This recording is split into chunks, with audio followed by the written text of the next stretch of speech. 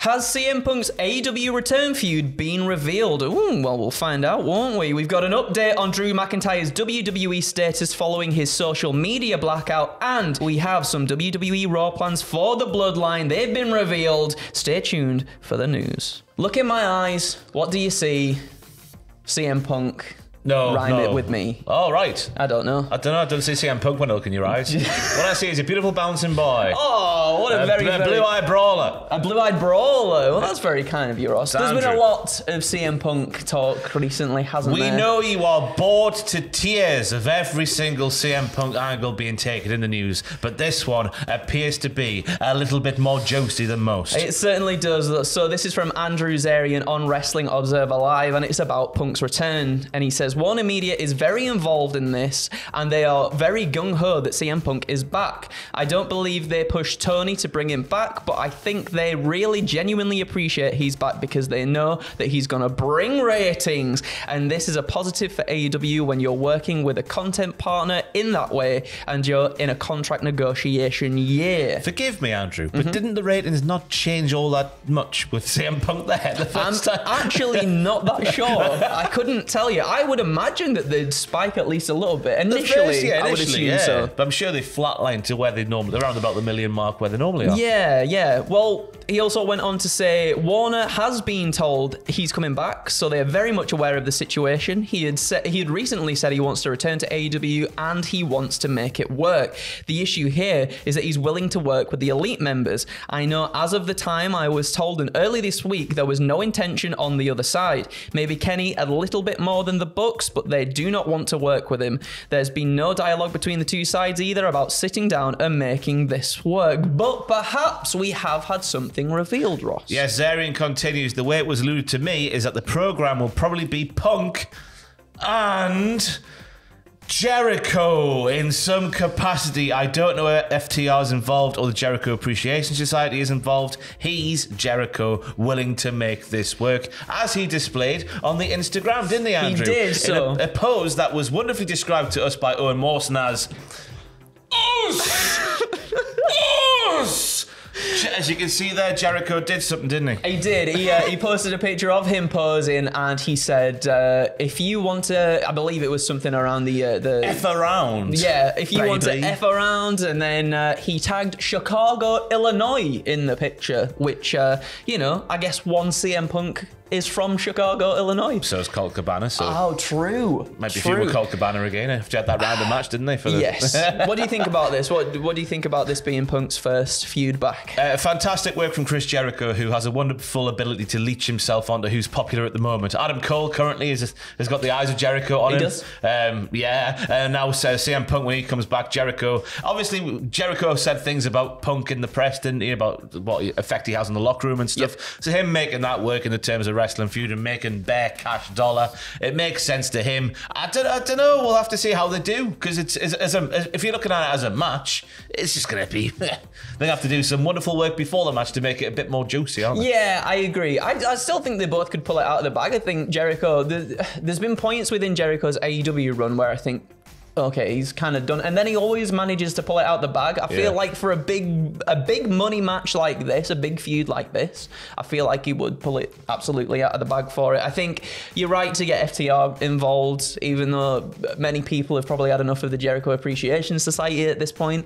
But I think it makes sense for maybe even FTR to be the ones to bring Punk back within kayfabe in the AEW sense of things. And I think it makes sense for AEW as well to not have the first feud be Punk versus some form of the elite if they want to work with them, because that's just a case of spaffing your load too early, isn't it, Andrew? Yeah, I agree. Make the crowd want it a bit more, and then do it. Definitely. Yeah, and also I guess there's time then for hopefully bridges to be mended too between the two sides. The Young Bucks to grow up. Yeah, take that one. Take that one. Jet to the face. What? No, allegedly.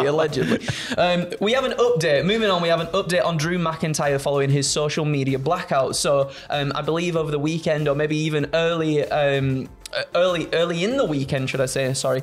Drew McIntyre's status on Twitter, like his social medias, he blacked out his Twitter profile picture, removed any sort of mention of WWE, and this comes at a time where there's a lot of speculation online about his contract coming to an end, and the two parties not sort of coming to an agreement as of yet, at least, anyway. Yeah, I think I read that Drew's contract is the real war of 2024. His deal is up next year, and they're obviously WWE, he's one of their biggest names going at the moment, so they want to get this tied up before it's too late, before things become a bit too touchy towards the very end of the contract. So them getting that done, that makes a lot of sense. But this blackout has been reported on by Dave Meltzer, who said Drew McIntyre won't be returned to action for at least a few more weeks, at least based on the word over the weekend, which I think is a nice thing to do for Drew, considering he got pinned at WrestleMania by Gunther. Yep. Where's he going to go coming out of that? You wouldn't think it's going to be in the world title picture. It can't really be in the Intercontinental title picture, can it? Because it looks like we're going back to the Sheamus train, maybe? Yeah, it feels like that. Yeah. It feels like that. Also, we know he's worked injured and ill throughout the year, I believe, as well. I think he was ill or injured at WrestleMania too in that match, which makes it all the more impressive that he managed to go the distance. Call the police. Call the police for them chops. So I mean, if this is some sort of, if it's working into something that could play out on TV to see maybe like facilitate a heel turn. Picture the scene. Money in the Bank, London, Sheamus's hometown. Kind of, in wrestling world sense. He's climbing the ladder. He's inches away from the briefcase. He'll cash it in on Gunther to win the one title he hasn't won before. It's all written in the stars. Shoot Claim off the top rope, off the ladder to the floor. Right. That's a big one. That's a big one. I think that should be where Drew McIntyre goes next. I thought the heel turn was coming at WrestleMania. Yeah. But it didn't happen. It kind of happened in the build, the way he was just sort of going past Sheamus. But then again, you could see things from both their perspectives. So maybe it wasn't a proper jiggly pokery heel maybe turn. Not. It was to plant the seeds of doubt in our minds, wasn't it? Going forward, thinking that it was going to happen and it didn't. But I think that's the way for Drew McIntyre to go.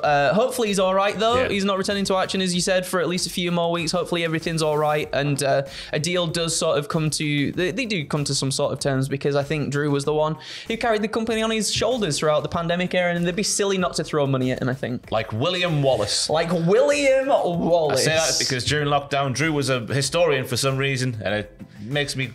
Yeah. Yes, he was.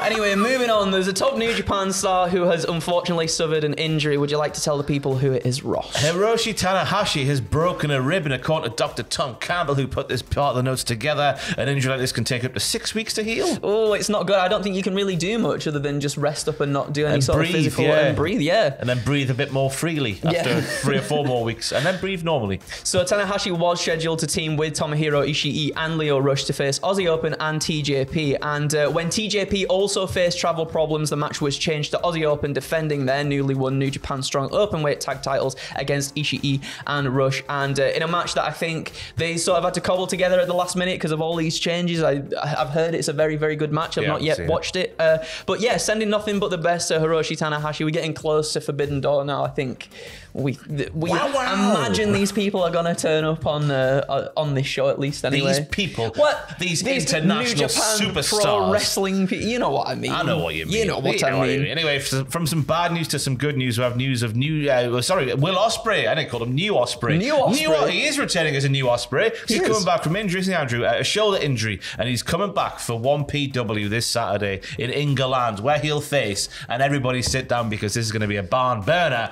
Booby Fish. Booby Fish. Big gold Booby Fish. He's a shoot fighter. Where's the lie? I don't know where the lie is. I mean, fair enough. 1PW, I think, have been pulling out of the bag recently. Like, they've made a comeback, and I think they're doing pretty well. And to get someone like Osprey, not that I'm saying not to get someone like Bobby Fish, because he's got a big, he's got stock behind him. He's got big fists, that was good there, big legs. He's got all sorts of He's a chunky boy. He's a chunky boy, but happy to see Osprey back, and I think this is going to lead to something again, probably at Forbidden Door or maybe even All In between he and Kenny Omega. I think they'll run it back. It makes sense with it being in Will Ospreay's hometown of Wembley Stadium. He was born inside Wembley Stadium. Sticking with popped out the centre spot. Sticking with the Japan news now. Mercedes Monet made a surprise Stardom debut at Saturday's Cinderella Tournament finals, attacking Mayu Iwatani, following a 6-woman tag team match. Iwatani was addressing the crowd. Monet came out in a black jumpsuit, not a balaclava, unfortunately. All right. She did have her face covered though, which was very well appreciated. She had a that mask. Sounded weird. We always do a thing on the pictures with balaclavas. Just to add context to that comment. Yeah. That's what it. That's she what had we her mean. face covered. That was fantastic. That's what we mean. So she came out, black jumpsuit, a mask, and a black wig. She jumped into the ring and hit Iwatani with a backstabber before revealing who she was. What did she do?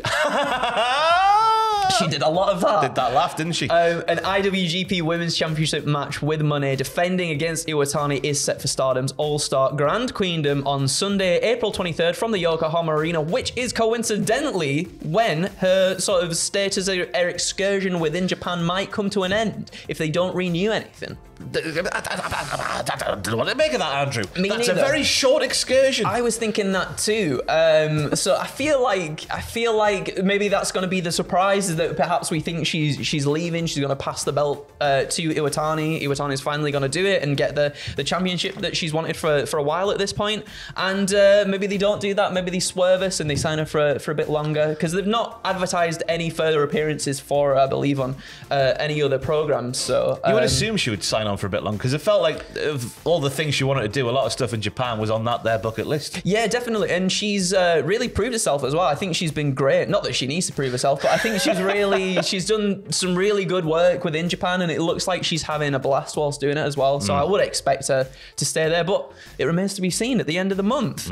Finally, we have some Raw plans for the Bloodline. Would you like to tell the people what's going on, Rose? WRKD Wrestling on the Twitter machine, that one that when Sean Ross sat went, oh yeah, they've got scoops, they're good, they're good. So there's credence to this report. They're saying, well, things can change. Initial plans for Raw, tomorrow's Raw includes an angle that sees the Bloodline and the Judgment Day decide to go after each other's enemies. So the Bloodline will go after the Bloodline will go after Bad Bunny, and the Judgment Day, and then my voice has stopped working, and then the Judgment Day will go after the Kevin and Sammy. Yeah, a little bit of a switch up. I thought it might have been, this might have come sort of after the draft. Maybe we saw the Judgment Day go over to SmackDown, and we maybe saw something there. But these two big teams kind of cross brands whenever they feel like it anyway at this point, don't they? It'll be a nice little mix-up though. I'm looking forward to seeing what happens there. Didn't realize there's another line. We'll see Solo face off against Rey Mysterio, while Owen, Zayn and Riddle will fight the Judgment Day in the main event. That's pretty cool. I could have saved myself a lot of mental turmoil there. Doesn't matter, Could have just read that line there. Solo and Rey though, I'm looking forward to that. Yeah. That'll be really Real good. clash of styles. It certainly is. No, that's AJ Styles. That's one certain Alan man. Thank you everybody for joining us on this second news video. As we said in the first news video, you can go and check out, I don't know why I look behind me like it's actually there, but it is actually there. Our 9 pitches video for who should defeat Roman Reigns. It's a very fun video. There's some shorts as well. I think we're like, some of us are trying to guess how many wrestling theme songs.